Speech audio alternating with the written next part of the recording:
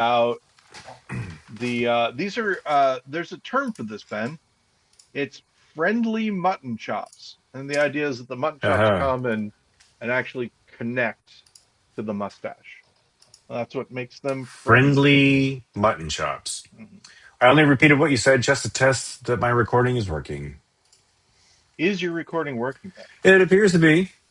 All right. It's a little too hot for my tastes. I'm recording today's shows using my AirPods Ah, instead of yes. the fancy microphone that I normally set up, but I didn't feel like setting it up. And So, Ben said today's shows because, oh my gosh, we're our recording two shows third twofer in a on the row. same day. And is this the first show or the second show we're recording? Oh no. Oh, this is bad, Ben. What's bad? I just got a note that my battery is low on my headphones. Uh-oh. That's Yeah, not good. that's not good at all. Let's Well, see something. do you get that notification when you have about 2 hours left on your headphones? No, I don't. That's not when it happens. Ah. So I'm gonna try something. Let's see how this would be done. I'm going to try this. Okay, so I'm still recording right Yeah. now. Yeah. I'm going to turn my headphones off and see what happens. People might just hear a little ghost voice of Ben. I'm going to When see what happens. that happens, I'll tell the viewers that I'm drinking my last San Pellegrino limonada. For some Okay, reason, my typical store won't doesn't stock these, but they did at one point. so I am much louder than you. Your voice is showing up Yeah. in my feed. Oh, I in your waveform? Yeah. Do you have So like other headphones you can source? I don't. And the one of the problems is that, of course, I've got the lightning port. In that case, where's my mouse? Oh god, did my mouse battery die? Yeah, all right, do this. Huh. You know In what? that case, Paul, I'm going to do this. Recording in progress. Okay. So I turned you way down, and I can Don't still turn me hear you. down. Yeah. So you're now going to be not as noticeable in my waveform. All right. Um, cool. Well, you get to say something while I go get batteries for my mouse. Okay, that sounds great. So I can everybody, still hear and see or hear as you though. as noted, Ben can still hear me, but you aren't going to be able to hear Ben because Ben is has stepped away. No, they can And hear me. I'm wearing my so AirPods. uh, Ben is okay. So why do I get to say we can both still be talking right now? I don't know. Yeah, we can still be talking. They just people on the stream can't see me. It's just weird because you're a disembodied Yeah. guy. So I'm looking to Ooh, see if I spooky. have any adapters that would allow me to plug my. Yeah, see, this is a lightning All right, I'm cable, back. which I don't have anymore in my iPad is actually a C USB-C. Yeah. USB-C. But I don't think it matters. I don't think they're going to be able to hear you now that I put you so low. Um, Come on. and even if they can, uh, we've never claimed to be very listenable to our audience. In fact, we are. That'll work. We are actively hostile to our audience, according to That's Stephen. correct. So, I guess so. One of the things, Ben, are you familiar with a candy company that produces a candy called Lemon Heads? Oh, I'm very familiar. I don't. I mean, I don't know what the parent company is, but I love me some lemon heads. So the name of the company is, and I'm gonna pronounce it incorrectly, and I apologize to them. I'm gonna turn the light on so I can see it better. Ferrara. Oh yeah, Ferrara. Ferrara. Ferrara Candy Shop, USA.com. They also make. I think they make like those Boston baked bean candies. Could be Oh, wrong about Ben, they that. do. Or like Red Hots. And they also make Red Hots. And let's just go through a couple of other things they make, No, Ben. oh my! Did you go to a candy store recently? I went to that candy store, the storefront Oh, for Ferrara candies. the factory. So they make nerds, Cool. gummy clusters, and regular nerds. They make lemon heads, as we've discussed. Mmm. They make Boston baked beans, Yeah. as we've discussed. Then a little something you might know called now and laters. Oh yeah. I'm familiar with the now and later. I can't really eat them now. They hurt my teeth. Yeah, if you buy them right from the store, they're softer than you might have experienced them. Then, Freeze dried spree. now, have you ever had Spree I before? love. In fact, chewy spree. I have to not buy because I will eat the entire bag in one sitting. So my understanding about these Spree is I think they're freeze dried chewy Spree, but since they're not chewy, they didn't put it on the. Because they're freeze dried, so they're crunchy. Mm-hmm. Interesting. Very good. But if this makes sense, they have that chewy Spree taste. Yeah, which I love. I And yeah, the only thing else I have is some other now and laters. I got a But yeah. Go ahead. the piece de resistance, Ben, the thing that I got that I wanted to show you for sure. Yeah, So I liked kazoozles. never Do heard you of them. remember kazoozles at all? No, I don't. They were these like these kind of licorice ropes with sour candy inside of them. They got rebranded in a lot of different ways. Those sound good though. They were kind of I think that there was a sweet tarts version or something. But anyway, the rebrand that has won my heart, Ben, Lemon head ropes. Lemonhead ropes. So it's like So they're lemon licorice with. Is it chewy centers or? it's like a paste. It's a sour, sugary paste, Mmm. and they're very good. So anyway, I went to a candy store, is what I'm saying. Yeah, I got you. I I have not gone to a candy store, but I almost could have bought a crap ton of candy. Did I tell you? Did the hilarious bank error in my favor happen by the time we last spoke? No. I don't think it did. So I when I receive actual checks, which is very rare, I use mobile deposit. Right? I'll use the app, and if it's over a certain amount, they place a hold on your account, right? Because I guess they need to like verify that the money is actually in that other person's checking account before giving crediting you with the deposit.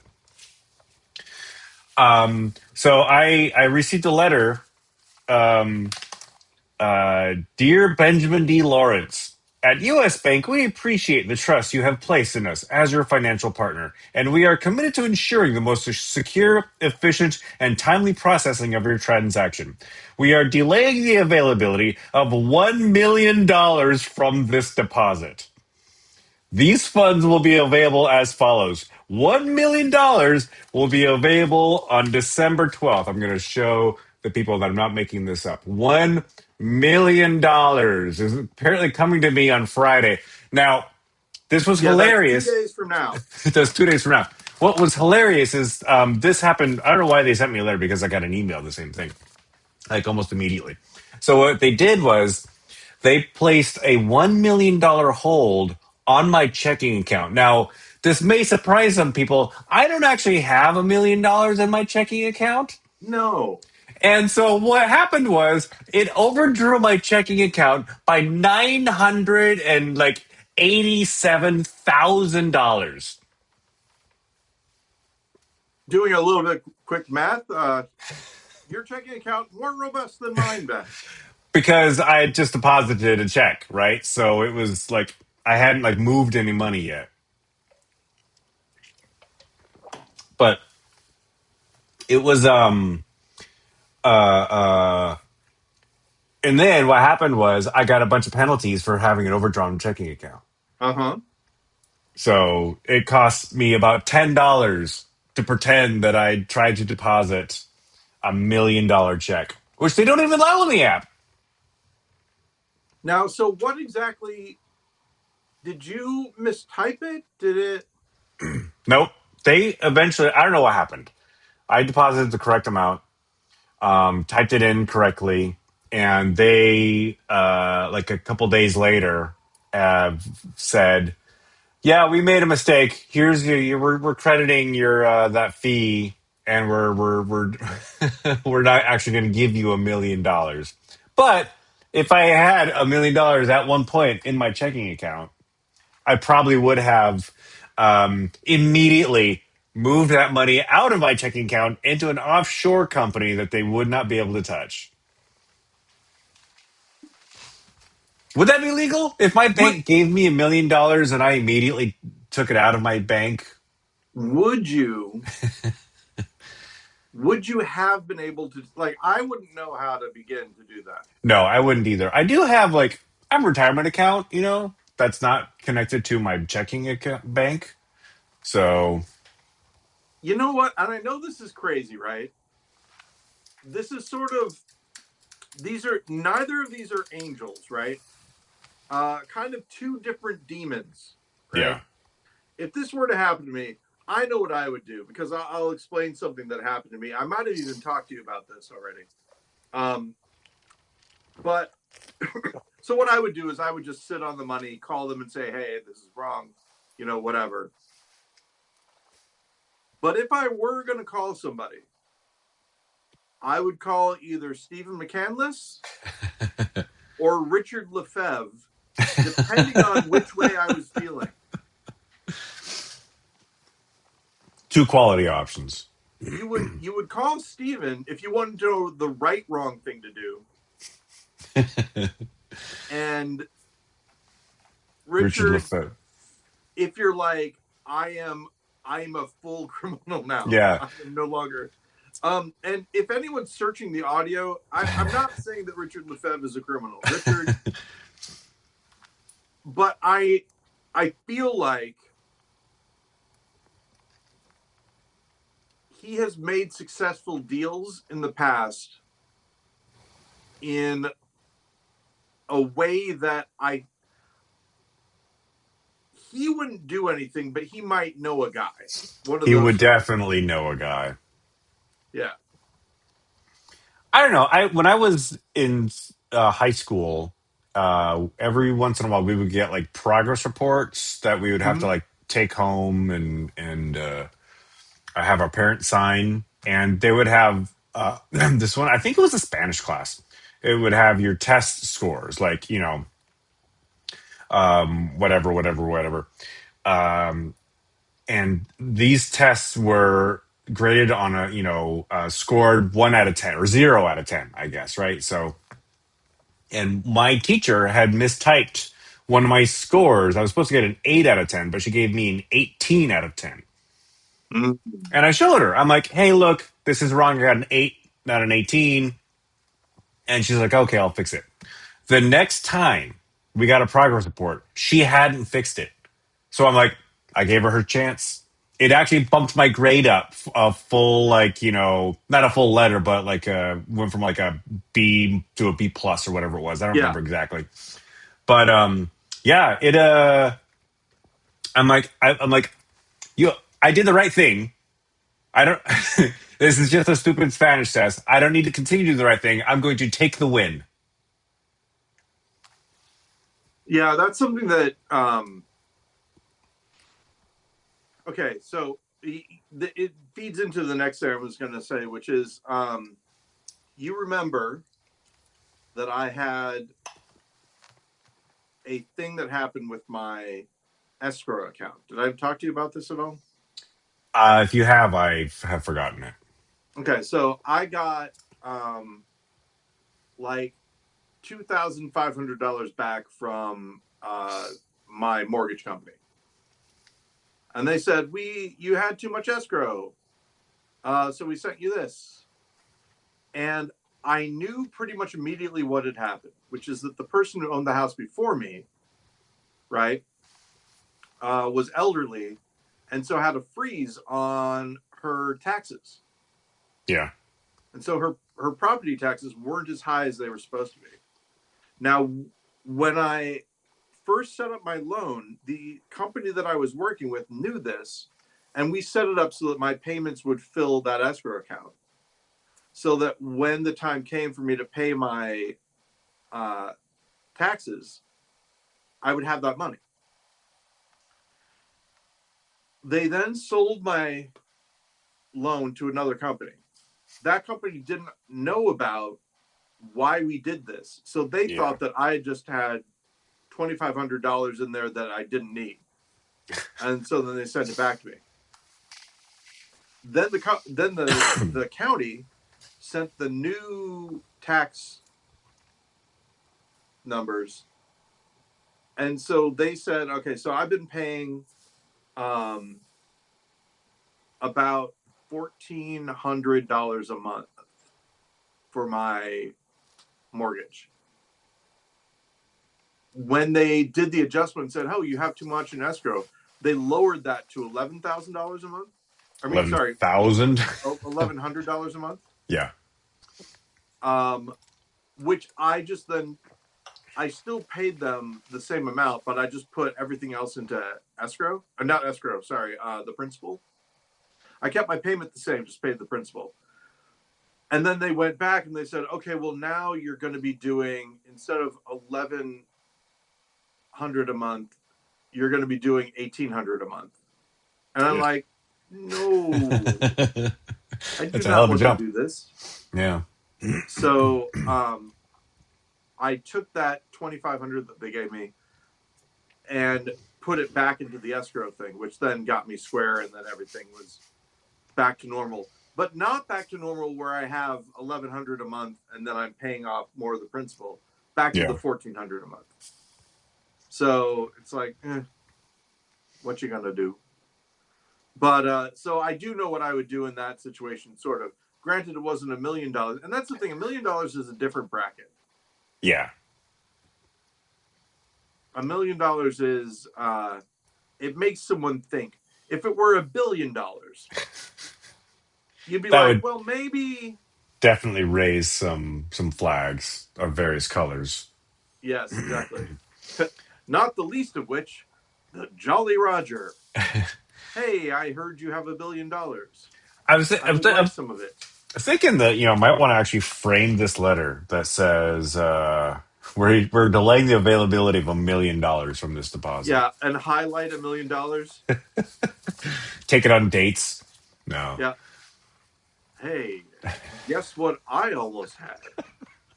Um, so I was, let's see, I watched all of Stranger Things. Oh no, That is that's wrong. available. I think I'm up to date on Pluribus. I have not seen the most recent episode, like Yeah. last week's episode. I haven't watched it yet. I may watch it tonight. Um, and yeah, other than that, I think that I've been doing podcasts, listening to podcasts mostly. Yeah. Um, Yeah, I'm looking for a new show to watch. When I've been home and when I have my TV time at Yes. night, and it's only at night was when I watch TV after dinner. Um, if there's nothing like I'm in the middle of, I'll just turn on like Hulu has episodes of Jeopardy, so I watched like a bunch of Jeopardy last night. Like old Jeopardy? It's a mixture of old and new, right? They had like the Ken Jennings run from like Yeah. 2004, and then they have like Tournament of Champions, and when IBM's Watson was a contestant on, which is like 3 episodes. But they also have new episodes where Ken Jennings is the host, and those I think you have a week to watch them before they expire. They don't just live on the service. But also, Amazon has channels of TV shows where you can just like tune in and some random episode is playing. You know, Yeah, Jennifer does that with Iron Chef Japan original. yeah, yeah. So I'll tune in to like first Top Gear, and then when an ad comes because it's ad supported, right? When an ad break comes, then I'll switch over to the Grand Tour, Top Gear Part Two, and then I'll just like bounce back and forth, or go to like this home renovation show that I like called Grand Designs, which is I've seen a couple of Grand British. Designs. Yeah, yeah. The things that I really like are the Grand Designs where the person just ruins themselves and their fortune.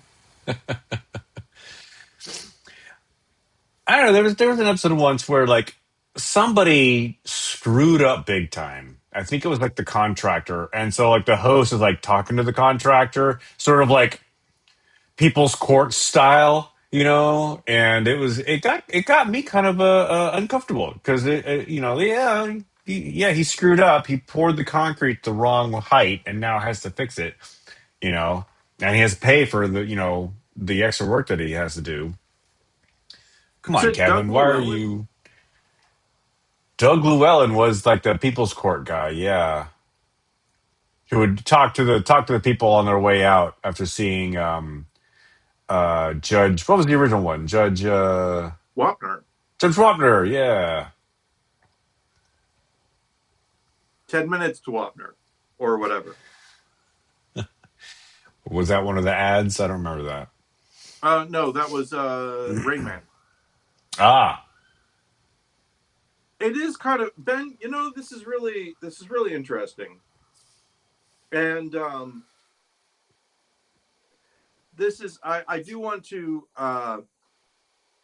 warn our listeners. This is somewhat of a sensitive topic. Ben and I were once younger men, and it was a different time. But this is a talk about cooler heads prevailing. I had a character that I wanted to do, which Ben dissuaded me from doing, which was the man who had gotten a blow on the head and was functionally he was very unintelligent, but he spoke in a very intelligent manner, and so no one knew that he was very unintelligent. And so he would do things like he would say, "I like riding the bus. The bus takes me where I want to go, and you can talk to anybody on the bus, and normally they'll talk to you, but you can't talk to the bus driver when he's driving. You get in trouble for that, and people get upset." Like that. So it would be right. very Yeah.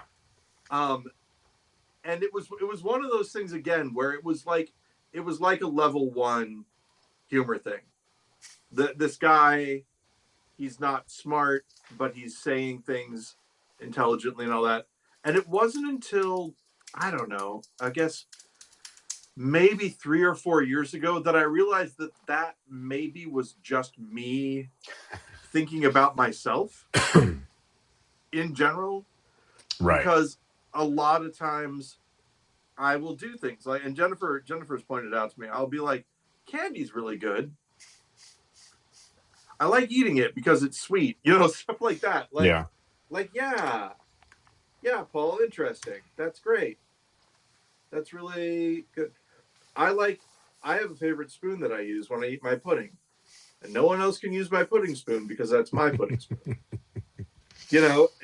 It really is like I have the same kind of thing where it's like if I had a thick Eastern European accent, the way that I use English would be more tolerable for some people. Because English is my first language, but I will do stuff like I'll say, you know that thing? It's like a small dog, but angrier. And they're like, a cat? Yeah, that's it. Like I use words that people who don't know the language that they're speaking would use to describe the word they're searching for.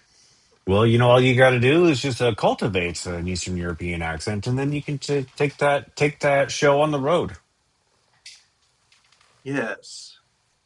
Okay. So My like wife. this, maybe like this, maybe sort of like this. It's enough, right? Like it's not too You, bad. you gotta. I'm not even gonna try it, but you gotta find your your trigger phrase, the thing that Mm. you say that gets you into it. Uh this monkey is too expensive. This monkey is too expensive.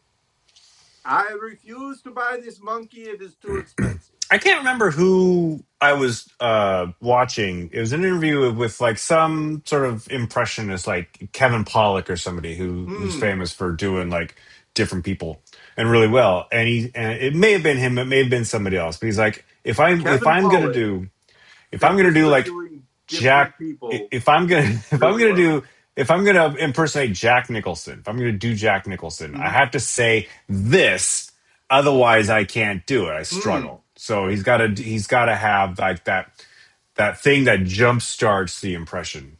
If that wasn't the thing that you saw Kevin Pollock do, I'm sure Kevin Pollock has said it Yeah. in the past. I just saw a thing with Kevin Pollock right before we got on. It was him talking to.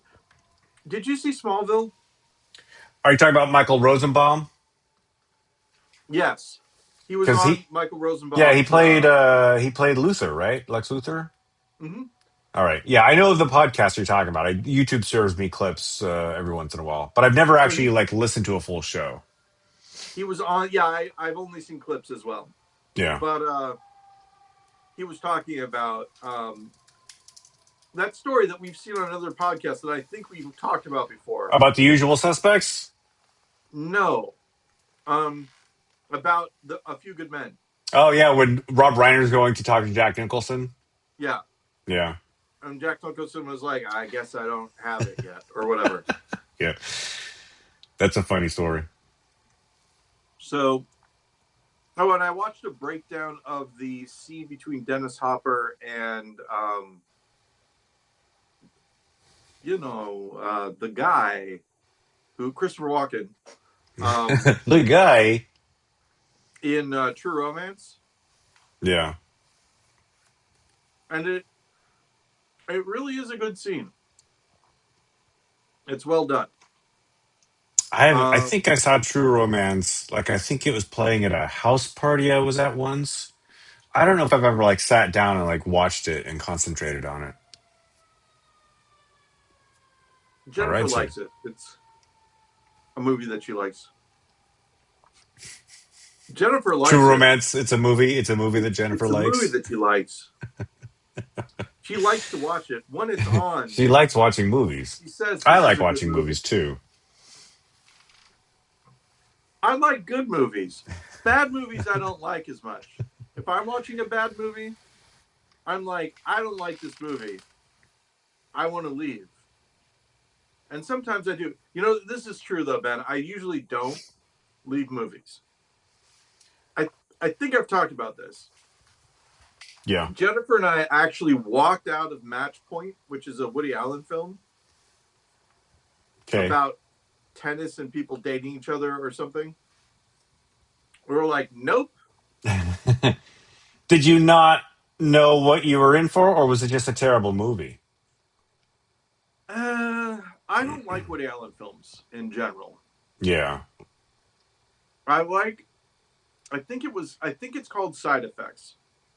I think if that's the movie, then I like it, and I think I also appreciated What's Up, Tiger Lily, which was something that I think or I thought at the time would be pretty cool, and it's sort of what Mystery Science Theater 3000 did, sort of, but not exactly. What's Up, Tiger Lily? They took another film and just redubbed the soundtrack to make it a comedy, Ah. which I think is good. I was trying to think about like what was something prior to Mystery Science Theater 3000, and what I came up with was there's Rocky Horror Picture Show. You know, famously, you say jokes to the screen when things are happening. And Yeah. there was a TV show called Mad Movies. Did you ever see this? I did not. In Mad Movies, they dubbed over the sound of the old movie. It was a bunch of like four people, and they would do Yeah. things over the top of it. It was pretty cool. Jet City Improv does a thing like that. It's called Twisted Flicks, and they have their Mm. improvisers, create new dialogue for old films or old B movies. I've never actually been to one. I don't know what kind of films they screen. I think the hard part for that would be to determine who talks when. Like you'd have to get a feel for it. Yeah. Well, I mean, you and I did that out of Weird and Awesome once, where we improvised over a Mutt and Jeff cartoon. Oh yeah, that is true. How how did that go? I don't think it went really well. Oh no. Oh well. I just remember Um. there was like in the audience that day was like a local guy who's like really good at improv, and I don't think he was having any of it. Oh no. I don't like that. I feel bad now. Don't want to think about it. Here we go. Think So, of something good. Think of something thinking good. about how did it go? One of the reasons why I am not going to be doing the podcast um, or haven't done the podcast, depending, we don't know which one this is I am doing an improv show on Wednesday, not this Wednesday, but next Wednesday, because today is this Wednesday. Oh, I did it already. Uh, sharp-eared listeners will know. Sharp-eared listeners, Vulcans and elves will know that this is one. Okay, so, but this is my, uh, this is the end of our little run of classes. This is the 500 level. Yeah. At the 500 level, you're supposed to be able to Do do improv. a hour-long show on your own as a class, and so very excited to do that. Also, kind of nerve-wracking because if you remember GudeLaurance, we did about 5 minutes, Yeah. 5 or 10 minutes tops, but we did put a show together and it went really well. Yeah. I mean, are you talking about like the thing we did at Bumbershoot or like the play we wrote? Oh, the play we wrote was a play, right? So that's Yeah. different. Yeah. This Our is this is more of a our Bumbershoot was just a collection of sketch. Our Sketchfest and Bumbershoot were just collections of past sketches for us. and they did really well. And this is the thing. I mean, they did really well, but we also picked our best ones from Yeah. all the ones we did. From our catalog up until that point. Yes. And I guess when I say the best ones, I should say the best ones for that venue. There were some that we didn't do that we, very much enjoyed. Um so anyway, it's going to be interesting. Uh but that feeling that you and I have had oftentimes in our show, which is I don't know if anyone's going to like this. And then you don't know until the end. feels very much the same, right? It's like Yeah. that's what improv is every single time, basically. There are there's no way to tell. But I enjoy it. I like doing it. Oh, that's good. Again, I feel like if I could just do classes and nothing else, that'd be fine too. I mean, But so you have that thing next Wednesday or this Wednesday, whatever. Whenever this comes out, you'll have that mm, thing on a Wednesday. But the Wednesday after that, Paul, is Christmas Eve. oh, Like, huh. I actually am free to do a show on Christmas Eve, but I'm not the one with, say a family who may be Yeah, doing I'll have something to on talk to Christmas Eve. Jennifer and Betty, see what they think. If nothing else, maybe we could do it. On Christmas Day. I was gonna say we'll do it that Thursday, but no. So we have this Thursday. So tomorrow, I have another show with the group called with the show called Ampersand. Yeah. And Ampersand is, like I said, Ben. I think I've talked about this before, but it's like a perfect thing, in my opinion. You as a performer pay in to the show, to the show series. And what the venue does is they solicit other improvisers to come in and play with you that are of a higher status Yeah. and have you come in, and then you play with them, and audiences can come and watch, or if nothing else, it's the audience is full of people who have also signed up. So there are like 4 teams, Yeah. and in any given iteration, half of the teams are watching. You're either backstage getting ready, or you're on stage, or you're in the house watching. So it's really a fun time because it's people who like improv watching people doing improv, and you don't have that thing of, well, I wish I was doing improv, because you will be, I never have that thing. or you have been. Yeah, even when you're watching improv, you don't go, oh, I wish I was doing this. No. When I'm watching improv, I'm glad I'm not up there. Really, Yeah. Ben, you're so good though. I just don't think I have the chops. I haven't been, I haven't had the proper trainage. Well, that's true, but I I'm don't know not, what to. for instance, taking classes with glasses. Taking classes is nice. We had somebody who wasn't our, so as you get more into it, you don't necessarily take classes, but this is something that I think is good. Every improv group has like a coach, and the coach kind of like pays attention to what you're doing and stuff like that, and gives you advice. Right. You wouldn't want to not have a coach, if that makes sense, because there was somebody who gave an example that there was a guy who was like, hey, do you want to join my team? And she was like, yeah, who's your coach? And he said to her, oh, I'm the coach, and I'm one of the performers. And she was like, no. Really? That's kind of, it's like, if you will, somebody directing themselves in Hamlet. You just don't Gotcha. want to, you don't want that to happen in You general. want someone to have eyes on the outside. Exactly. Which is like we got Brett to direct Naked Ladies. Yeah. But he was also in it. He Wait, played. He was the voice of God, okay, well, so to speak. I think that's fine. If He was the narrator. I'm looking at my neck. Well, God, now am I. What's going on Uh, there? okay. Uh, That's the thumbnail for this episode. No, don't. I don't set the thumbnail. YouTube does it automatically.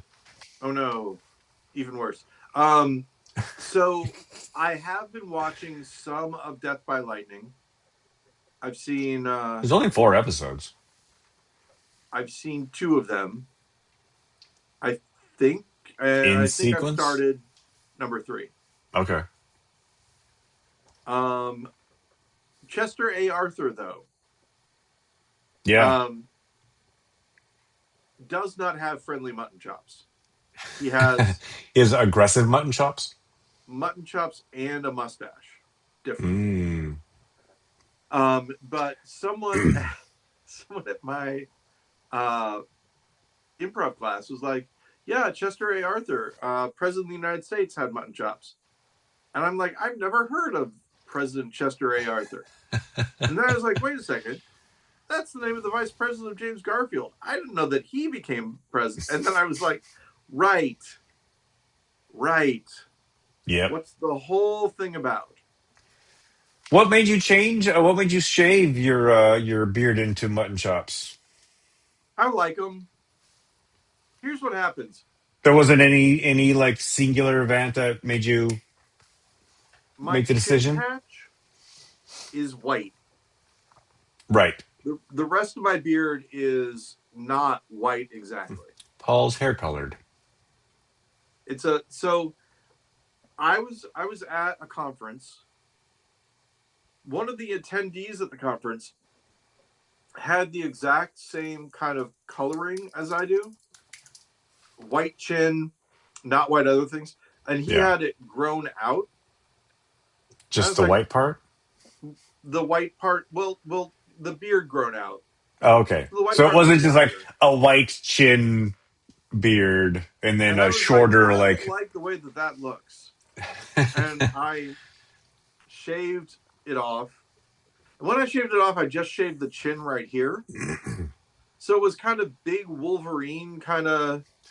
I was like, this doesn't look right. I had it a different way and I couldn't figure it out. And then I got home. I was like, right. The mustache naturally goes down this way. Yeah. And then you just sort of shave it so that the mustache glides into the sideburn and it makes like a almost a W kind of. And that's how it became how it is right now. Um, and you can't tell exactly. If I get closer, you can. That I've grown the chin out a little bit, Yeah, so it's it's been a stubbly. minute since you shaved. And the reason I do that is because it's cold, and so because the hair is white, I can let it grow out a little bit, and it's not detracting from the mutton chop thing. So that's I am always amazed at how much my beard hair is getting white whenever I don't shave for a few days. It's noticeably, more white hairs every time. I you will be remember. 50 in a couple months. I guess it was on an episode of Seinfeld. There was a guy who kept on shaving his head, um, and then he grew it out, but he had become bald since he started shaving his head. I don't remember that episode. Yeah, I don't remember a lot of Seinfeld. I just remember they were bad people, Ben. I probably haven't seen a lot of Seinfeld because it was on for quite a number of years. Mm-hmm. And those years were also when I was in college. I didn't watch a lot of Seinfeld when I was in college. I mentioned that I was at this conference. There was a conversation that arose between the members of the conference about what streaming services they had. Yeah. And one of the people, and I'll just say a more successful person, in a non braggy sort of way, was like, oh, wow, yeah, I don't, it would make no sense for me to have a streaming service because I'd never have time to watch TV. Yeah. And I was like, right. And then I was like, I wonder if really rich people sit around and watch TV. Or if that's just a proletariat thing. Proletariat, is that right? I think if you're a rich person, you probably don't watch a lot of TV while you're becoming rich. But once you get to a place where you don't have to do that anymore, then you probably watch some TV. Mm. Because I'm wondering about, like, if you could get whatever you wanted, right? I'm not saying rich people can get whatever they want, but they have access to a lot of things. They can get a lot of things what they want. Like, I was at an art show on Sunday, and everything there was very expensive, but everything there was very nice also. And I was like, I would love to fill my house with the furniture that this guy's selling, Yeah. and the and wear the clothes that this lady's selling and all that. But it would cost me, you know, a paycheck to buy this thing, Yeah. right? Yeah.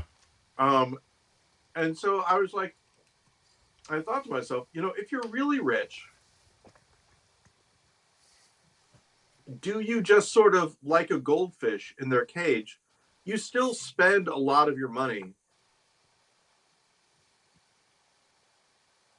on stuff. It's just the stuff that you buy is better, and then at the end, Theoretically.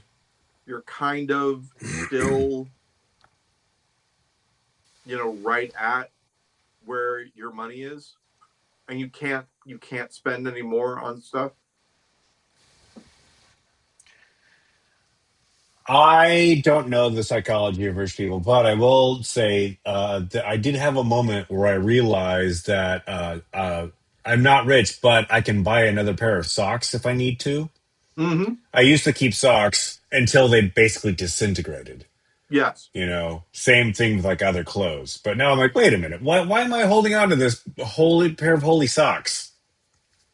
So likewise, not rich, but when my air conditioner started leaking all over the floor, I was able to, without going into debt, fix the air conditioner. It wiped out all of my contingency money, Yeah, but I had that money.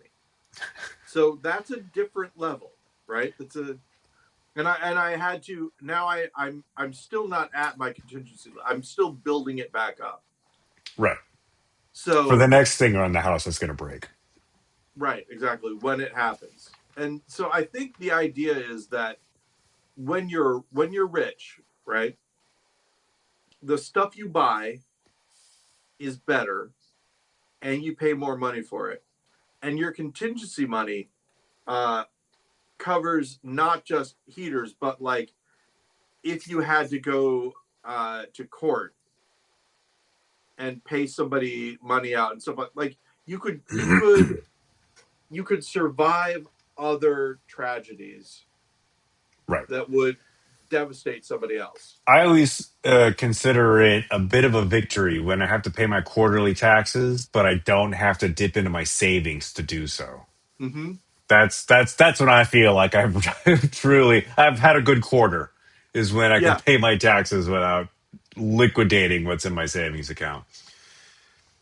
I don't know. I think every once in a while you hear about like football players who go bankrupt within 3 years of leaving the league, or what was that story that came out? Like Kevin Spacey's basically living in Airbnbs in Europe right now because nobody will hire him, and like he's Kevin Spacey. Yeah, whatever you think of the guy, he had a big career, and why is he now considering himself broke?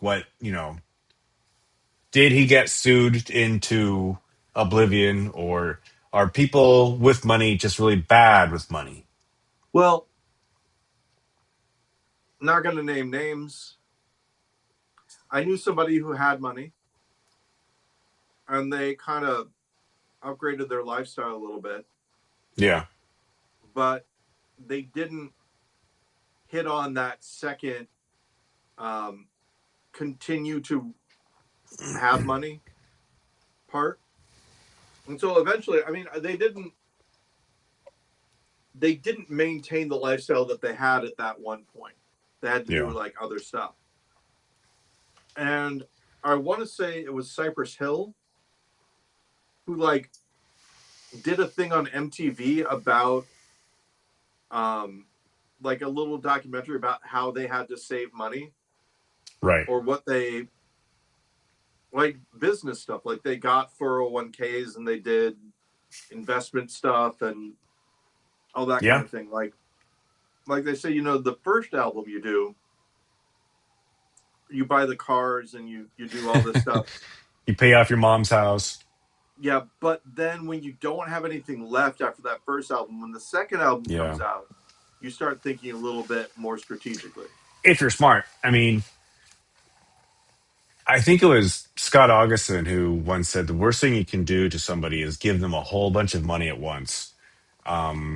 There was a there was a fascinating, I think it might have been a This American Life episode from like 20 years ago or something, where it's an interview with this guy who worked for a company that bought lottery winnings. So before state lotteries gave you the choice of taking the lump sum or paying out like so many dollars per month or per year, whatever it was only the state would pay you like a monthly allowance from your lottery winnings.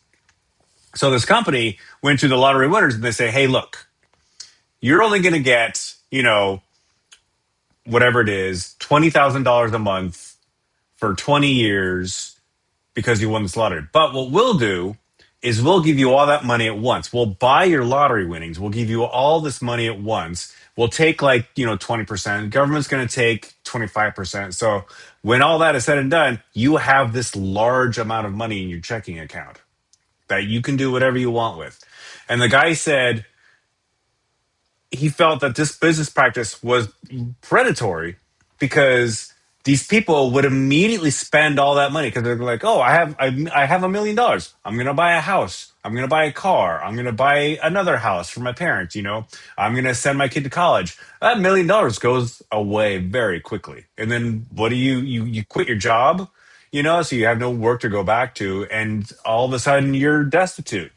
And you just won $3 million 3 years ago. Why, where'd that money go? Yeah, I mean that's kind of what happened with me. I mention this to people sometimes about like children's books and stuff like that. Um, where I when I sold my book, I was like, well, that's it. I did it. Yeah, Now I'll just sell the next one and the next one and the next one. And then that isn't what happens. You sell the book and the book's out there, but it's right that there. isn't your yeah, but that isn't your job all of a sudden. Yeah, That's like you can continue to write books,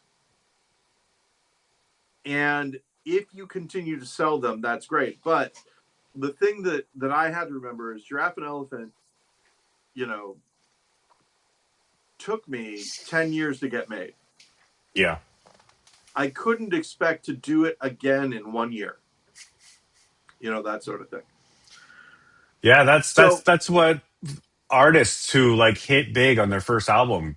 I think it was actually Lenny Kravitz or somebody said you have your entire life to make that first album, yep, and then you make it great, and then suddenly you have 6 months to make your second one, yeah, and like that's why a lot of second albums are crap. yeah, exactly. Well, I guess let's do what we did, or else I don't want to do anything that I just did. Yeah. So either way, it's either, Or we you know, had we had years to write, finesse, create these songs. Now we don't have the luxury of time. We have the luxury of money because this record label's paying us to be in the studio. yep, But they're also like, time is money. yeah, exactly. It's funny when I want to show like, hey, what time it is? I do this, but when I actually want to see what time it is, I do this. I'm not even. I haven't left my house today, so I haven't even put my watch on. I don't Really generally wear it at home. bad. I was gonna go into the theater and work, but I it's we're getting hammered by this atmospheric river, so it's wet and cold and disgusting outside. Yeah, And I'm like, yeah, I don't want to go out. I totally understand it. Um, Again, I really liked COVID. I loved having an excuse not to go anywhere. Well, I mean, that's what they say about how Gen Xers really adapted well to the lockout, to the lock-ins, the stay-at-home orders, because that's what we did. That's how we grew up. Yeah. So I do have a New Year's Eve um party invite Oh from yeah. one of the members of my sketch group. I mean sketch group. Oh my god, Ben, don't do it. Improv group.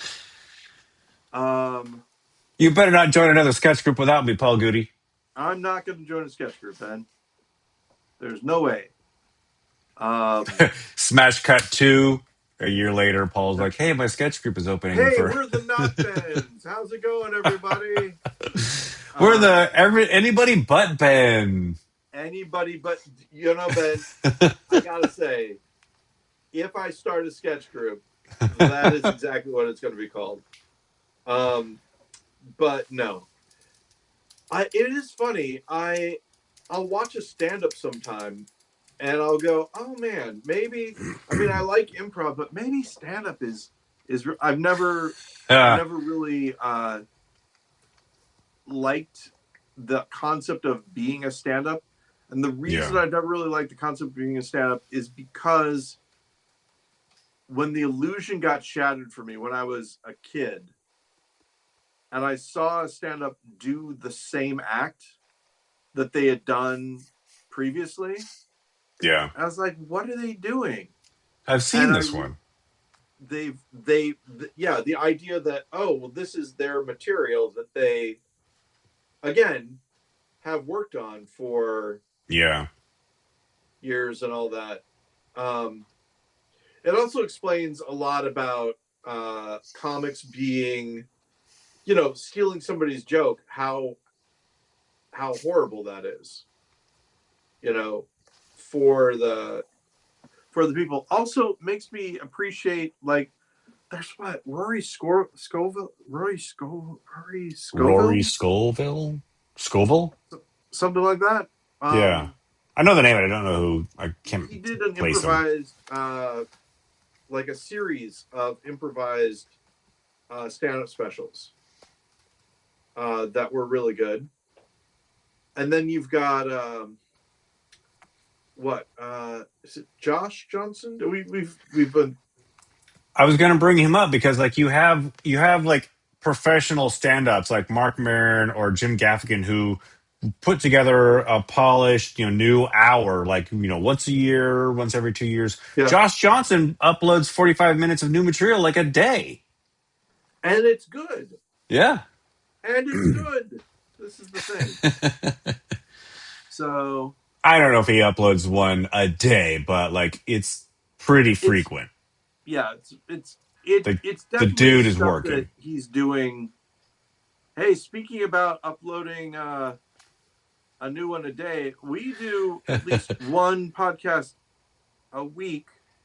And nothing Even has stopped us. We've done it every even week for 10 years.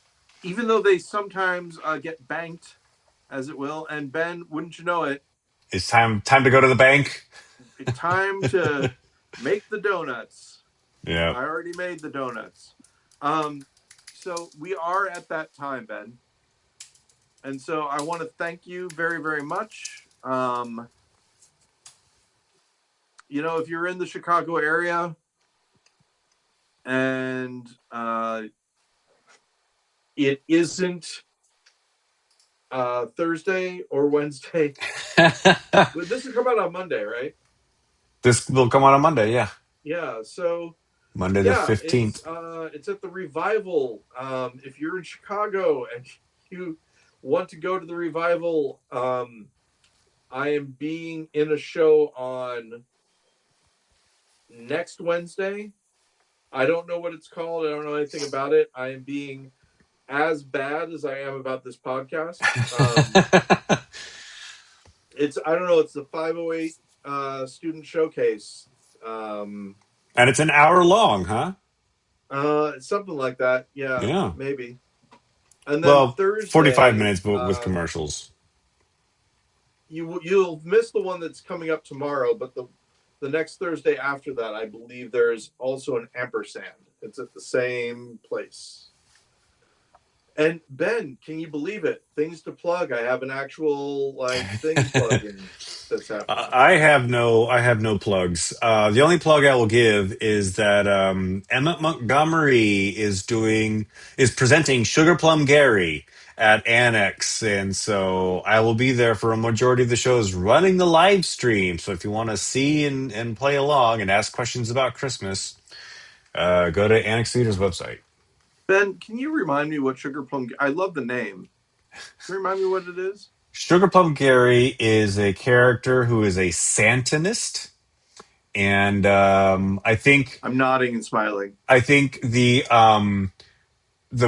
pull quote about Sugar Plum Gary is Sugar Plum Gary didn't know Santa was real until Santa visited his house one night, and he was the only survivor.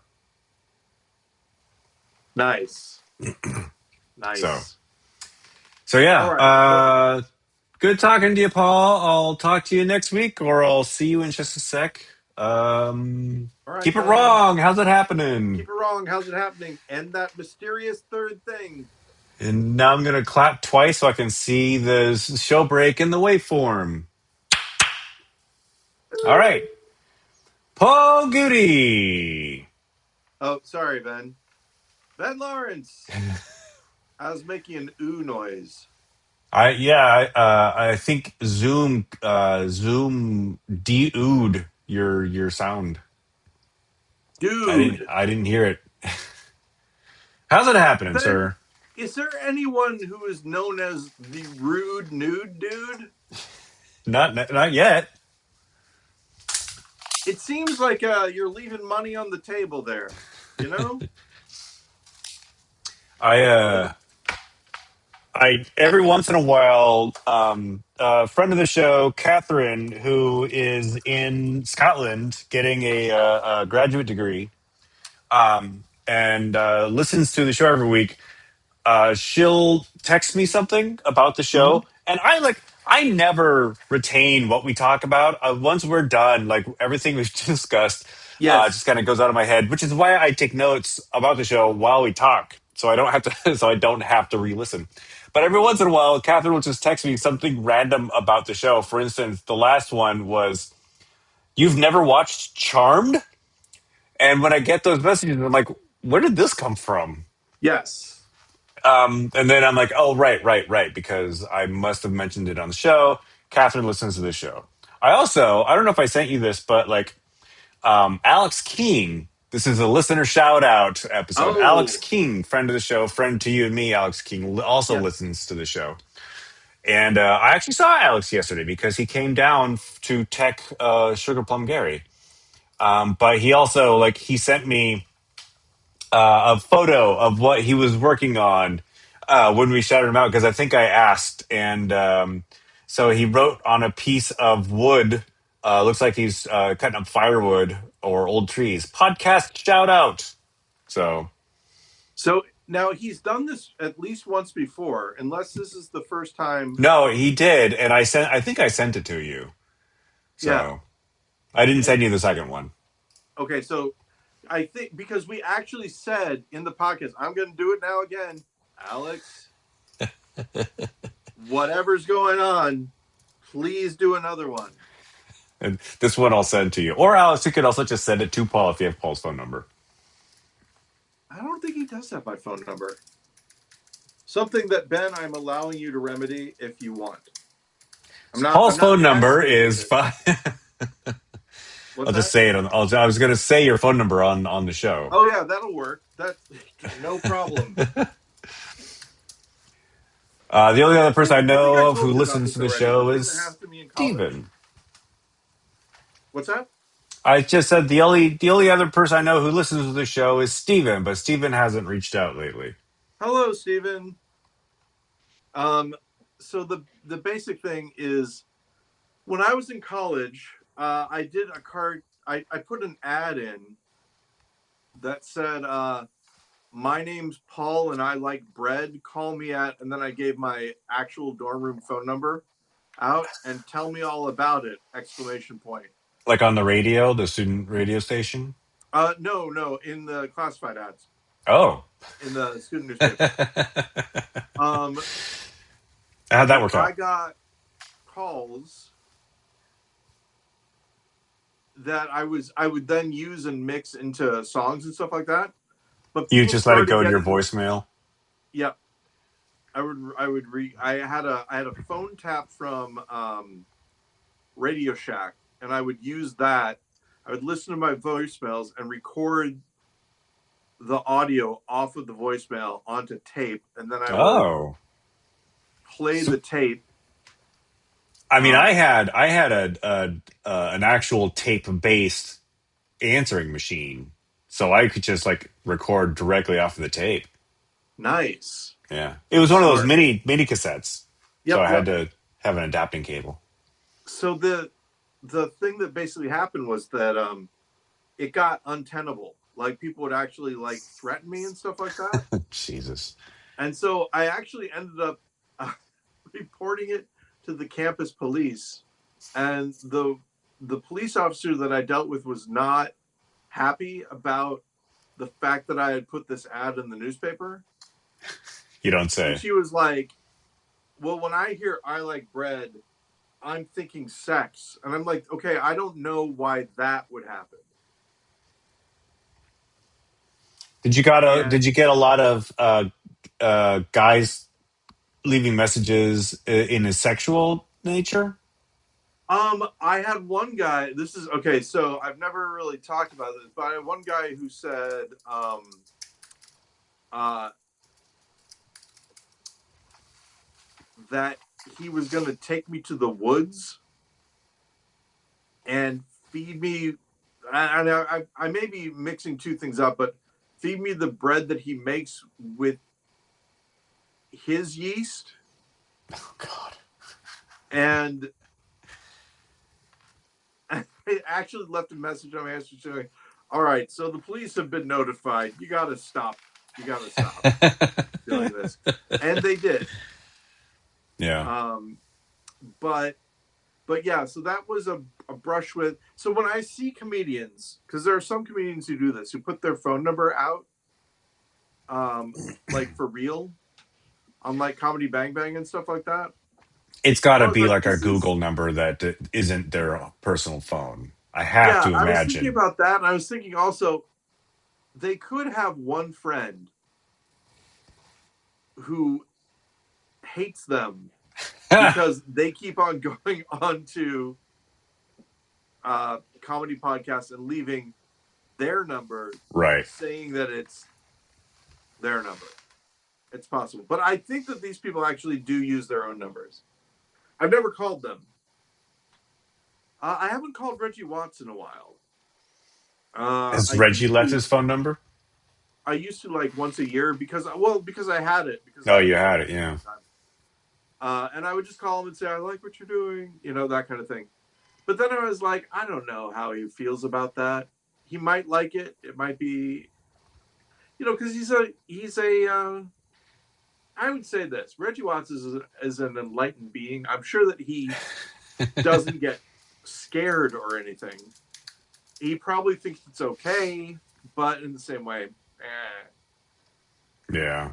So, um, I've decided that I'm not going to call him again if I do until I read his book, which I bought. So that's been a nice little. I didn't know he wrote a book. Yeah, he did. In fact, Ben, I'll talk about it here on the podcast. I haven't read it yet. It's called Great Falls, Montana. Ah. Fast Times, Post Punk Weirdos, and a Tale of Coming Home Again. Reggie Watts. I'm assuming that he grew up in Great Falls. Um, I'm assuming yes. also it's an autobiography and not a novel.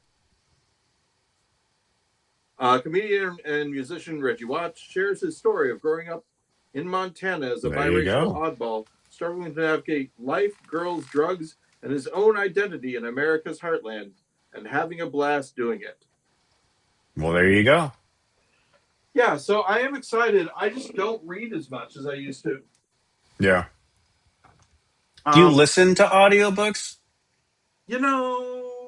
sometimes I do, but audiobooks and podcasts are the same time. Uh, they Yeah. take the same amount of time. You're listening to them. Um, and what I mean by that is that podcasts are like junk food, and uh, books on tape are like dinner. Like if I'm They're listening full to an odd, meals. what's that? They're full meals. Yeah, if I'm listening to an audiobook, I kind of don't have to. I can't. I don't want to have anything else going on because I might miss something. Whereas Yeah. if I'm listening to a podcast, You you know, don't need to hear every single word. exactly. Somebody's got a song in the background, Ben. They don't mind. They don't say anything. I do think about sometimes now that we're also in the visual medium. Am I alienating somebody by not describing what it is that I'm showing? So, as an example, this you can see this. It's a cap from a soda, Sure. a pop, as we say here in Chicago. Um, there was a guy who was on the train, uh, the red line, and it was the first time I saw somebody do this. He did the shell game, but he had three of these caps. That's what he did it with. He had a piece And of like a cardboard with a piece of cloth over the cardboard, and he okay. showed. It Was was it the like a classic thing. dime or something inside? A pet like a pea or cherry pit or something like that. A pistachio. It was a round thing, but it was oddly shaped, if Yeah. that makes sense. Not smooth. So he was doing it, and it was the classic thing, right? He was doing it for this kid who was on the bus, or we sorry, on the train. And the first few times the kid guessed it easy, and then he did it the third time, and the kid guessed it just as easy, and it wasn't there. Yeah. And then the guy said, he said, do it again, do it again. He's like, okay, well, how much are we betting? The kid's like, no, no, no. He's like, okay, and then walked away. Yeah. So I honestly don't know. I mean, it feels like to me that you wouldn't want to show them that you could fool them until after You want you to build make the their money back. confidence. Yeah, you want to build your confidence, build their confidence up first that they know what you're doing. That's when you But pull I the trick. think I think what it might have been was the kid that he was doing it for was like maybe like one of those guys. It's like it's either senior in high school, first year of college, that kind of thing. Okay. And he might have not wanted to fleece him. He seemed like an okay guy, Yeah. that sort of thing. So maybe that's why he did, because I think this is because I do a lot of this thinking, Ben, about the psychology of someone who is doing something wrong. Because I used to do wrong things every once in a while. And so an example I will give. Ron Darling, famously, wouldn't lock his Jeep. And he was like, my car unzips. Why would I lock it? And I gave him the reason. And it's the same thing. People are like, why lock your gate when you can just hop over the fence, etc. Right. I'm not saying everybody's like this, but if you are a type of person who thinks of yourself as a good person, but still someone who wants to do bad things, you find a reason why the person deserves the thing you're doing. So, as an example, if this guy said, well, how much are we betting? After he fooled the guy, Right. then he could say to himself, well, he knows that there's a trick. Yeah. So if he still bets me after this, then that's his own fault. He's bought in. Exactly. Um, in the same way, like you could always you can always break a window in somebody's house, right? Yeah. But you might try the door anyway. Because if they left their door unlocked, well, then that's their fault. That's not you actually Right. doing. There's like a game of inches. Like, well, I'm only walking in because the door was unlocked. That sort of thing. That's how they get themselves into that situation sometimes. Well, they left their car keys in a dish by the door, and the door was open, and then all of a sudden your car They comes back. wanted me to steal their car. Well, it's not, and it isn't even that they wanted me to steal the car. It's that they should have, if they didn't want someone to steal their car, they should have been more careful. That kind Right. of thing. And it is interesting how far people will allow themselves to go in that, you know, mindset. So yeah, I try to lock the door as much as possible. I, you know, do all the things. Yeah. It's My part of the car. reason why I give people money sometimes too. Like someone will often say, well, you don't give this person money because, well, they're just going to buy, beer with it, as an Yeah. example. Don't give that guy money. He's just going to buy beer with it. Well, if the guy is already asking people for beer money, he's crossed a line, the line of you don't ask people for money for beer, right? So if he then gets money for beer, there's a chance that that will be enough, you know, and he won't have to go any further. Now, if it's a situation where the guy asks for money for beer, you give him money for beer, and then he's like, well, what about this much more money? For And you're like, smokes. I don't have that. That's a different situation, Yeah. right? Um, oh, and then the other thing, of course, is that there's also people who tell the story about what it is they need the money for. And in general, people don't like this about me, but in general, when they say what they need the money for, I take them at face value and I pretend that's what they need the money for, even if I Right. don't necessarily think that's what the money is If you for. don't believe their tale, there's tale of woe. Yeah. So this guy comes up to me and he says that he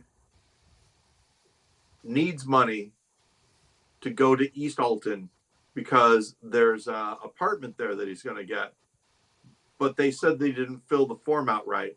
So he has to go and fill the form out right so that he could get, you know, to East Alton as an apartment haver in that area. Yeah. And I say, oh, this bus is going to Alton. I don't know if it goes to East Alton, as I give him the money. Yeah. And he says, oh, no, the bus stops in East Alton before it gets to Alton. Okay, fine. And then if I'm on the bus with him and I never see him get off the bus, that's none of my business at that time. Maybe he changed his mind. Maybe the East Alton thing doesn't matter, et cetera, et cetera. Doesn't really matter for me anyway. It's fine. Whatever happens. Um, and some people will say, well, he was never going to East Alton. All right. But can't we pretend just for a little bit? Me and him, we're in a little play where he's going to East Alton. Isn't that enough? Who's it hurting? I ask you. I don't know. But I that's I don't carry cash or change anymore. yeah, that's the other thing too. If I will say to people, you know, if I have it, then yes, but I don't think I do.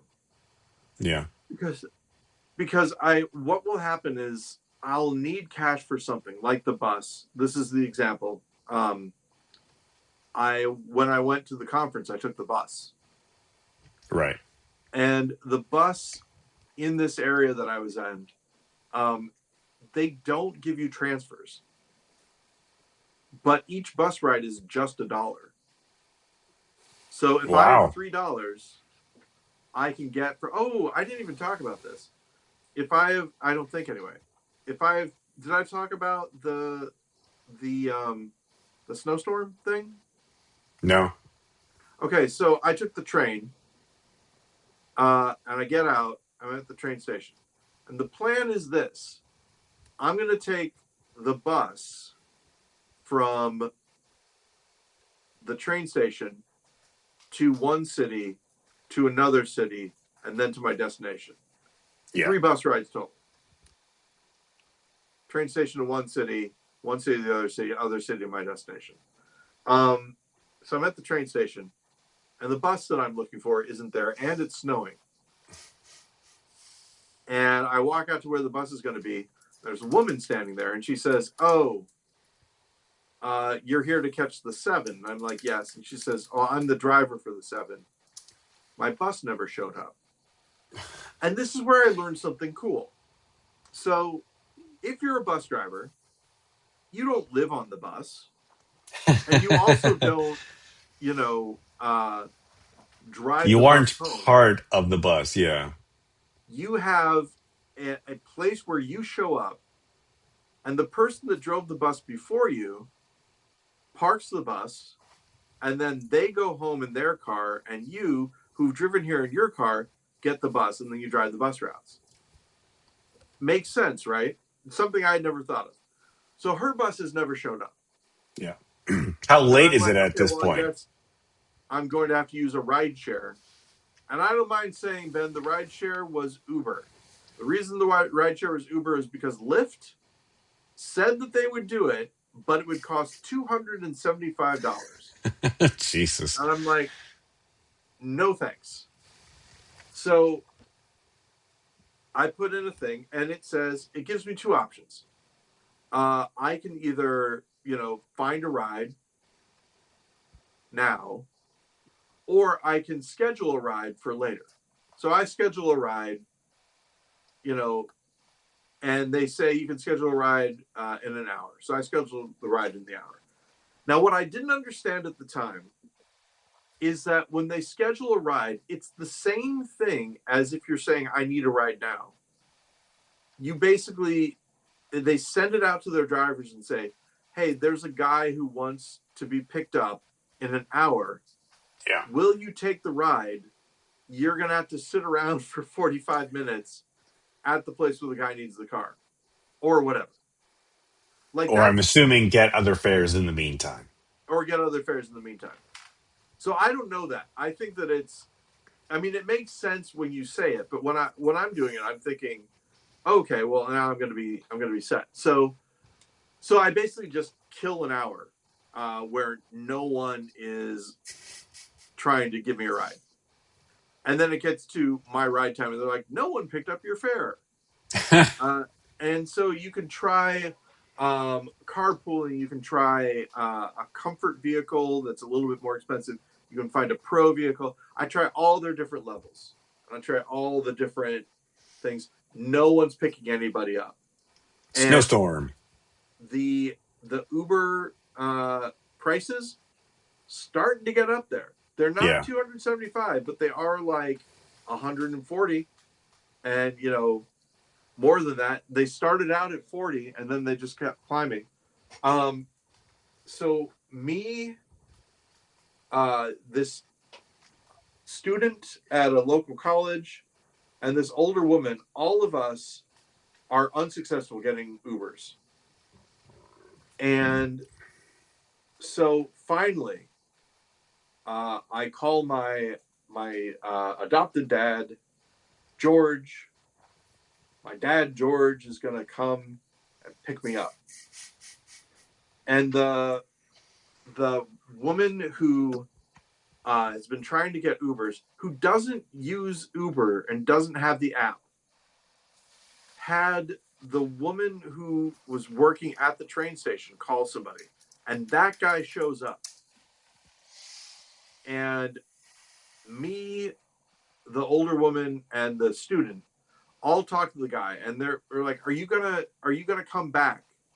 Can you come back this way?" No one's picking us up. He's like, "Just keep on trying the app, and I'll swing by." So I call my dad and I say, "Hey, don't worry about picking me up. The Uber guy is gonna come back." Uber guy doesn't come back, and now I call my dad and I'm like, "Hey, he's not back yet. How late can I wait? Because I don't want, you know, my dad's like 84 now, Yeah.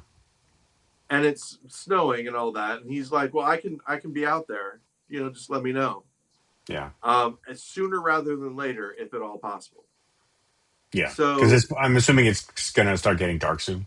yeah, and so the local college student is like, "Hey, did you just talk to somebody who's going to give you a ride?" And I'm like, "Well, yeah, maybe." And because I can ask my dad to pick me up, but can I ask him to drive someone Right. to college? And I'm like, we'll see. That guy may be coming back. Guy never comes back. Um, but the bus that I was going to take shows up. It's now 3 hours later, and if you remember, I've got three transfers, so I'm Yeah. not You're not making any of those. I'm not going to take the bus. I call my dad and like, "Come and pick me up." But I tell the college student, "This bus goes right to where you need to go." College student gets on the bus. So all of us are now fine. Dad shows up, no problem. Takes me, we eat at Wendy's, and then he drops me off. And so it took me probably, let's see, I got there probably 5 hours instead of 3 hours. It was going to take me 3 hours on the bus. It took me 5 hours instead. But the reason it took me 5 hours is because I was waiting around for like, Yeah.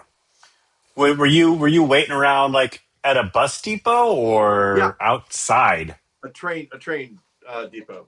Okay. Yeah, and it's not this train depot is nice. It's efficient. This is the way I would describe it. Every single chair has a USB power hub. Duh. Um, Nothing fancy, right? You've got the vending machines, Right. and that's There's no Starbucks inside this depot. exactly as opposed to Union Station in Chicago, which is of course Yeah. wonderful. But still nothing, no problem with the station there. Um, so then they drive me. I get there. I take a bath, and my ear doesn't come unplugged when I get out. You know how you get out of a bath and the water comes out of your, it Yeah. doesn't come unplugged. And I'm like, well, I'm sure that all I need to do is pop this water out, Oh God. um, and it doesn't come out. And the next day, it's not out. And The next I'm like, day. okay, well, this is not great. Um, and that day, I go out with my mom and dad for dinner, Yeah. and they're like, I'm like, "Oh," they're like, "Where do you want to go?" And I'm like, "I'm taking you out. Um, I do not expense the dinner with my parents. I'm paying with my own money." Uh, and I say to them, well, we'll get, there's this place. It's called Yummy Bowl. It's Mongolian food. Have you been to a Mongolian place before, Ben? I probably. You get a bowl, you fill it with stuff, and then they fry it and then they bring it back to your. It's great. It's one of my Yeah. favorite uh, types of things. And they're like, no, we, we're not going to a Mongolian place. We're 80 years old. So we go to the Olive Garden.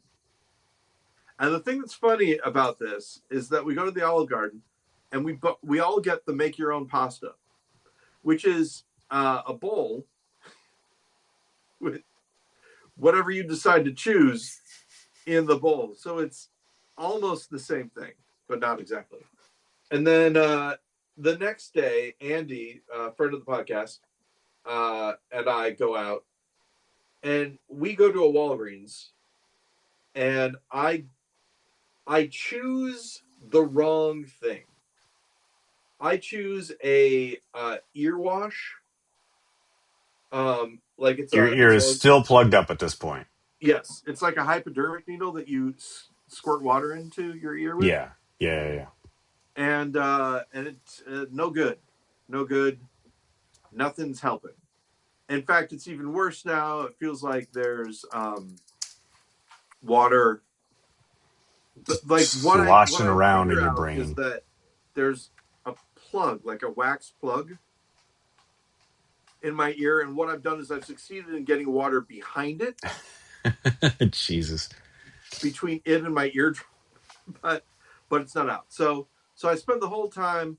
Um, the when the conference is over, I take the three buses that I was normally going to take. I take those back, um, and then I get back on the train, get off the train, walk home, or well, get off the train, walk to the red line, take the red line, walk home. Ear's still bad. The next day, that I guess Friday, uh, I have ordered an endoscope, which is this thing, which hooks up to your phone and it lets you see the inside of your ear. And it's completely sealed with wax. So this is what's going on. So do you have to? I mean, uh, are you going to go see somebody to take care of that, or is this like Well, a there's home more to the remedy kind of story, thing? Ben. More to the story. So this is Monday. It's Thursday now. So I get these wax softening drops. Um, oh wait, no. So this is still that Friday. That's right. So it's been a yeah. So I get wax softening drops on Friday, and I start using them. You're supposed to use them for 4 days, but I used them wrong somehow. I don't remember exactly what I did. Oh, I remember. I put them in, and but you're supposed to leave them kind of overnight with your head up so they can work during the night. Nope. And I don't do that. I think I use them, and then I use them wrong. Yeah. But now I started using them right, and today totally clear. Um, Really? So they worked. pretty much completely clear. So that was harrowing. I may have I used them this morning, and I was going to use them tonight, but I'm not going to because I took a look at my ear, and it's kind of red and rough, and that's Yeah. an on the inside. That's a sign that I've been using the drops too much. Do you So, feel that it's like the waxy buildup is coming back, so you have to like maintain it? well, it's one of those things of I've gotten most of it out, right? The thing that I'm worried about is that there may be some way up in there, Yeah. like against the drum or whatever. But regardless, it's so much better than it was before. Well, that's good. There is a slight ringing when And I the pay attention voices to it. that are telling me to do horrible things. And the horrible things, though, it's all just like um, attempt an Eastern European accent on a. This is the thing I do think about this podcast sometimes, Ben, is that I mean we are not in control over when someone somewhere is going to find it and share it to a Yeah. bunch of other people, and all of a sudden we're going to have, if it ever does happen, too many people listening to it, and us not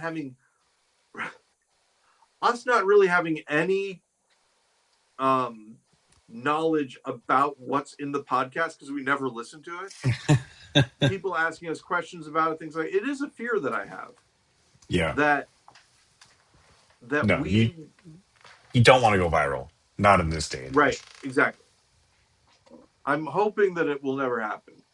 Why are we still doing it? Because I like it. I It's a mystery. it's a well, it's an endurance piece. This is one of the things that we were Yeah. famously good at, I think. Yeah. Yeah, we did a number of them. Endurance pieces are one of my favorite things because it gives us an excuse. Well, we have to do this. It's for the thing. The Do, do, do, speaking do, about do, for the do. thing, I never saw the Fantastic Four. Did you watch it? I have not seen the latest one, no. I want to With see it. Pedro Pascal as Mr. Yeah, Fantastic. Yeah, but I haven't seen it. I bet you it's probably the best one so far.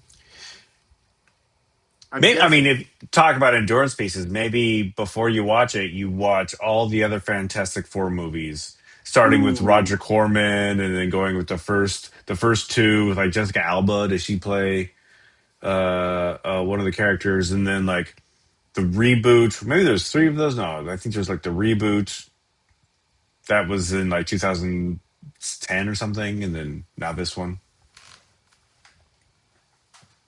I wonder a fully practical Fantastic Four.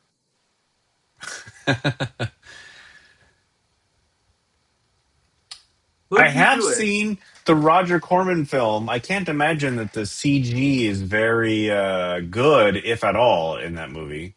Yeah, very good point. Surely there must be some weird. I mean, obviously, dude in a rock outfit. Yeah, I'm thinking about Mr. Fantastic. How do you do that? Um, you cut to a shot where he's just got like a long arm inside of a fake like spandex suit. Hmm. Prosthetic arms. Yeah, You never show, or prosthetic limbs or whatever. You never show him stretching. yeah, You only show like the end of it. Like, okay, so using the video thing here. So like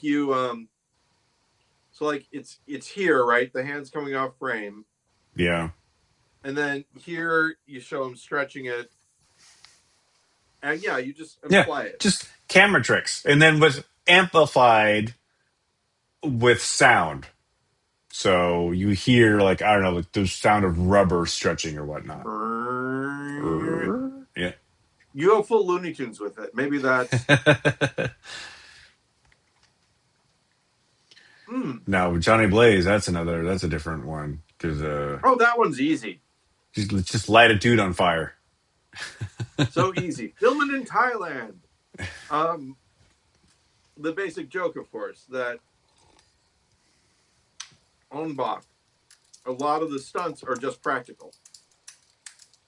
So, how do you make a pedicab fall off of a cliff onto a table? You just drive it off the cliff and hit the table. Yep. And Or that's you it. do what Takashi Miike did and just use puppets and stop motion. Mm. And they asked him why, and he said, "For the safety of my actors," or something like that. Yeah, because if I made them do it, I would kill them. He was really funny in his Yeah. appearance that we saw. I still can't believe we got a chance to see it. That So we lucked out. we accidentally saw that because I don't remember what we were going to go see that was sold out, but we got in the line for that movie The because piano or the the piano girl at teacher, the or end of the one of line the. was cute. Yeah, you never can go wrong. Well, you can. You could. I'm thinking about it. There are, because I believe there are cute people who are involved in bad things. They have to be. Surely, surely. Jennifer had a character that she played that I really liked, who was the cute Satanist. Yeah. She was kind of a Bjork type character who would say "Hail Satan." Uh, and I have my knife. I think was another thing that she would say. It was great. Um, she will still pull the character out of everyone. We do have, as you probably know, we do have family bits Yeah, that we do. I imagine. I mean, does Betty play along? She does her. She has her own kind of family bits also. Yeah. Yeah, part of it. They have their own family bits. Jennifer and I have been called out for getting lax on the correct pronoun usage, Oh, and I just did okay. it. So I will try to remember. Alrighty. Oh, I have a joke about that. Um, it's my kid uses she they pronouns. Well, actually, I use she they pronouns for my kid. She they, and then that's the joke. But it's not there. It's not great. But I'm sure if I wrote it down, I could do it better. Yeah. Workshop it, test it out, go to some comedy clubs, just, I asked put it Betty in if front they of an wanted to audience, use it. They see how said they go. no. So Hopefully nobody will steal it from you. I still think it would be. I would have a much easier time if we just switched to they for everybody. Oh, There's wait a a second. YouTuber that I watch every once in a while who he does that, regardless of what your preferred pronouns are. He calls everybody they them. We do use they for everybody. I asked They is everybody and everybody. they said so. Yep. I do like that. I've seen a couple of people do it, and it doesn't sound that bad. It's a really cool idea, and we talked about this already. That there is already a preferred they that we do use. It's specifically when the waiter or waitress comes back and your friend has gone to the bathroom and you say they'll be right back.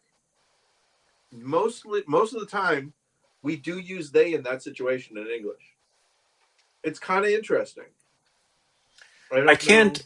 imagine how upset someone would be, say, somebody who is very much against um, changing one's pronouns. Yes, How they would take to being called if someone used they them pronouns for them. somebody did a little stand-up bit about being on the playground and uh, the progressive kid changed their pronouns and they were upset about it, meaning that they started the thing that you were talking about that this other person did. Yeah. They started referring to the kid as they. Right. There's that whole I almost said David Schmader. It wasn't David Schmader. Other guy, the stranger, Dan Savage. Dan Savage, famously got into an argument with a non-binary person who wanted to be called it, and Dan Savage refused because it There's is very dehumanizing. Yeah, yeah. I mean, we have a person who's done a show at Annex whose preferred pronouns. Well, they say everything like in the programs. Any pronoun is value Mm-hmm. is usable. But like people were using it as their pronoun, as its pronoun, and yeah, I have to think about it in terms of it's not dehumanizing, it is what they want. But my Yep. immediate, I even unconsciously, I call them they them, but I immediately feel bad using it, Well, Jennifer even talks though about. I mean, it's not like I should. there are some places, some cultures that use it for children, but they use it for children because the child is inconsequential. Like it's a dehumanizing kind of. It's sort of like using the two form Yeah. for children and animals. You know, every child, every animal use the two form with because it's a non-respectful way to talk to somebody. Yeah. Um, but yeah, I don't know. I I I feel like it for me would be all right.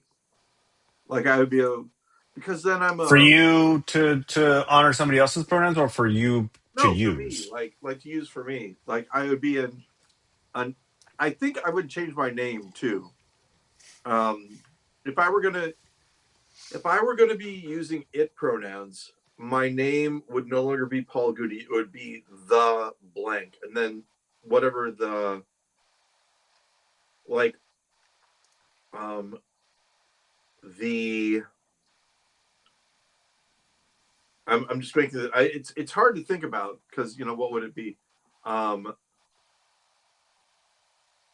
the the spiral or whatever. I'm just using that as so. I was talking to the spiral the other day, and it said this makes a little bit of sense. Yeah. Let's put that article in there. Um, did you ever see Murderbot on Apple? Do you Yeah, have Apple TV? It uses its pronouns. mm-hmm. Yeah. I want there to be more. I thought it was good. I don't know. I mean, TV shows these days take like 3 years between seasons, so there's that.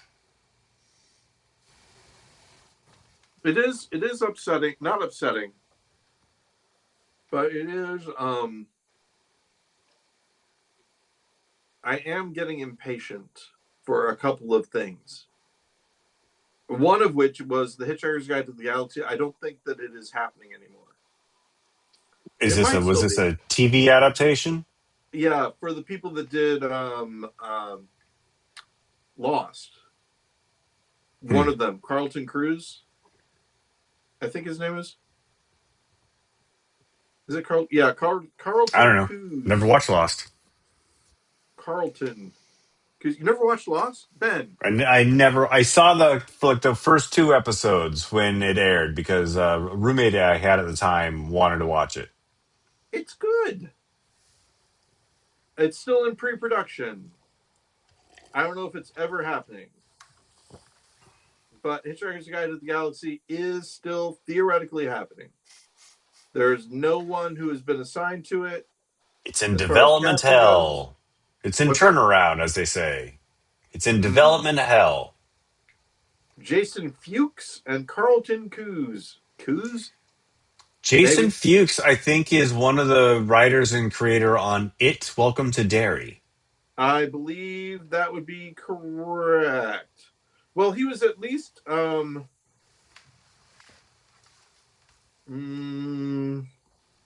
he was an actor in some things for, too. Oh, he's writing a lot. Wow, look at that. Yeah, Welcome to Derry, written for television by, developed by. Yeah. But yeah, he's got a bunch of stuff happening. Um, and then there's also the Illuminatus trilogy, which I don't think is happening Wow. anymore. I had no idea that would be an interesting development. Yeah. Hey, would you do it? Would you do a period piece of it? If you were going to do it? A period piece, like set it Yeah, have it in, set in the time period. or would I try to modernize it? I don't know. Are either Robert Shea or Robert Anton Wilson involved? Do Well, either Robert of those Anton guys Wilson died in still alive? 2007, Yeah. so I don't think so. I believe I've read Um, this book twice, oh both my times when I was in God. college. This is a thick tome. It's all in development. Part one, two, and three currently in development. Who is involved? It doesn't say. Also, though, Schrodinger's cat trilogy is in development. All of the Illuminati stuff is in development, Ben. Yep. And then, of course, something is killing the children. That's based on a comic book, right? Yes. Yeah. The reason that I'm very excited about that is that in the episode guide, it says 6 episodes now, not just, you know, what the regular things would be. And it's being produced by the people that, oh, wait, these are new people. I don't know who these people are. Um, Stephen Christie. Who is Stephen Christie? Go Okay, say. so the people who are doing who did the Empty Man are now doing it apparently. Interesting. For a little while, Ben, the people that were going to be doing it were the people that were involved in Dark. And right now, I'm not seeing that. Who knows now?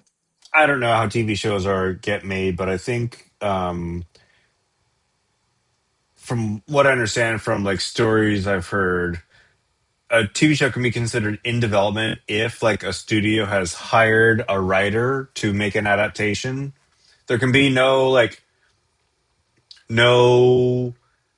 promise that it'll get made. They just want to Yeah. see what an adaptation would look like and So if let it me would be see really worth quick. making. Something is killing the children. And it's not me. Let's get that right out of the way. Something is killing the children. TV adaptation. Let's see. It's at Blumhouse now, Don't know what that and they're is. planning on developing both an adult animated series and a live action feature film. Okay, so it is no longer Covering their wow. bases. Yeah. Oh. Oh. Well, this is interesting. They're the co-producers that I was looking at, they're the writer and artist for the film. So Yeah. Netflix has been canceled.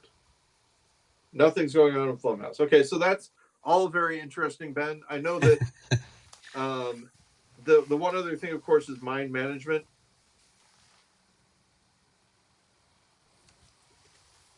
The mind management comic, TV. I'll look up TV show. Mind management. Do you remember mind management? I've asked you if you're interested in it. Yeah, Matt, It is this a book or a comic? What is mind management? mind management is a comic book series, which I I have not highly recommend. I've not read it. It's Mind MGMT, Yeah. and the right now doesn't look like it's going anywhere. But it's one thing that I'm very interested in, and I hope something happens with it. But Blumhouse, Ben, Blumhouse, can you believe it?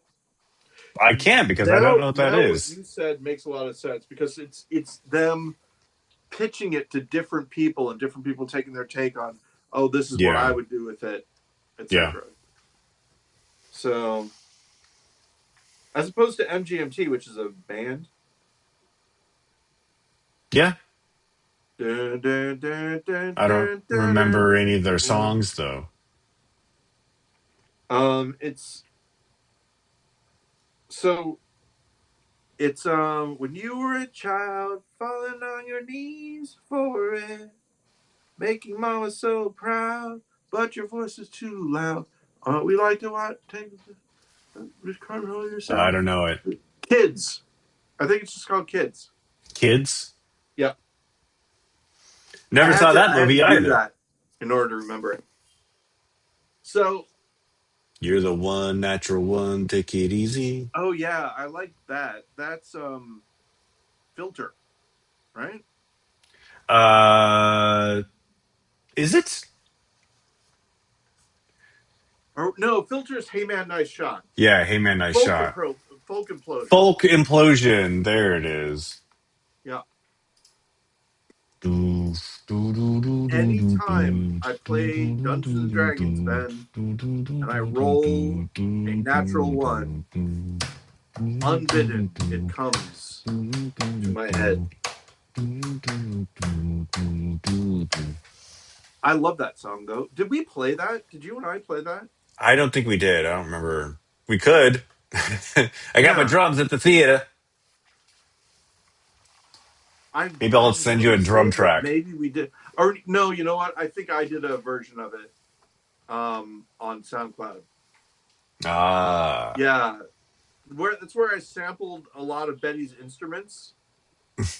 Like she had a bunch of musical instruments, and I put it in. I bet you if you go to SoundCloud uh, for SGNP, it'll be. SoundCloud's still around. Yeah, they're doing a thing though. I had a problem uh, trying to, They're contributing to the Republicans. and wouldn't you know? So let's see. SGNP. No. Uh oh, Paul's got his phone out again. Oh, I'm sorry, guys. Guys. Hey, chat. Looking for. Am I on this? Do I have any of my Oh actual no! songs? Feed library. I just said, oh Oh, no, here we go. for seeing something that's going to close that I have been Uh, to once in my entire life in the Northwest. Here it is, Ben. Natural one. Yo, you can't hear it. No, I can't because Zoom filters out music. I can't hear a I thing don't know if that's I can happening. play this. And none of the viewers of the stream, of which there are zero, can hear it either. And while I can't hear, I'm just going to say that Wild Waves is closing. Wild Waves in Federal Way, right next to Enchanted Village. Anyway, so that's it. I have it. Um, Ben, there's a little bit that's been played. I don't think it's going to be long enough to get a strike against us. I'm just happy that I figured it out. Federal Way, though? Yeah. Did you ever, when you lived here, did you ever go to Wild Waves? Or, that theme park that's next to Enchanted Village down there? I think I might have because there is a water park that I went to when we were in Seattle. Yeah. I think it's the only water park around. Yeah, I'm amazed that they lasted this long. I mean, the Northwest weather isn't really conducive to a year-round water park endeavor. I would You say have maybe 2, 3 good months. yeah.